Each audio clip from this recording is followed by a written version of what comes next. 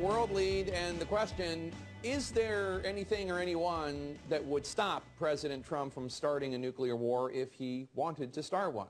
Polls indicate that many of you are quite concerned about this. A CNN poll from last month suggested 63% of the public says the president has been more reckless than responsible in his responses to North Korean threats. A Pew poll from August shows a majority of the American people, 58%, lacking confidence in the president's ability to make wise decisions about the use of nuclear weapons.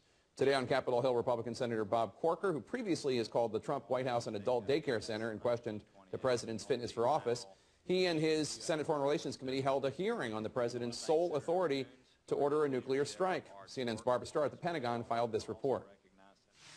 We will have no choice but to totally destroy North Korea. A warning from President Trump: what will happen if the U.S. is forced to defend itself against North Korea. The president recognizes that we're running out of time. Many interpret that to mean that the president is actively considering the use of nuclear weapons in order to deal with the threat of North Korea.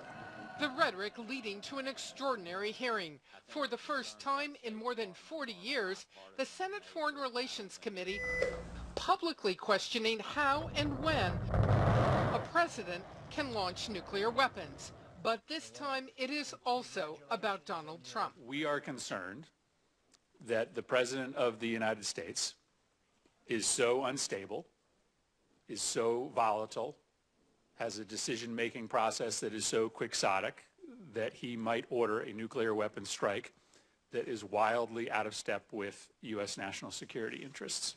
CNN has learned that some U.S. allies, as well as some in Congress, have sought reassurances that Trump could not rashly order a nuclear strike, even though he has the authority to do so. Many Americans share my fear that the president's bombastic words could turn into nuclear reality. But sharp warnings about changing decades of the president's ultimate war authority. I think if we were to change the decision-making process in some way because of a distrust of this president, I think that would be an unfortunate precedent.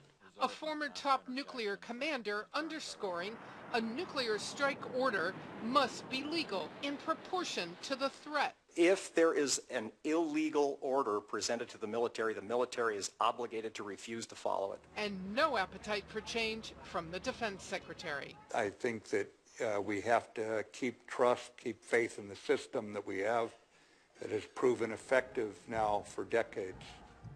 And tensions with North Korea certainly not easing. The U.S. Navy right now is conducting a very unusual exercise. 3 aircraft carriers in the Sea of Japan sending a message to Kim Jong-un. Jake? Barbara Starr at the Pentagon for us. Thanks so much.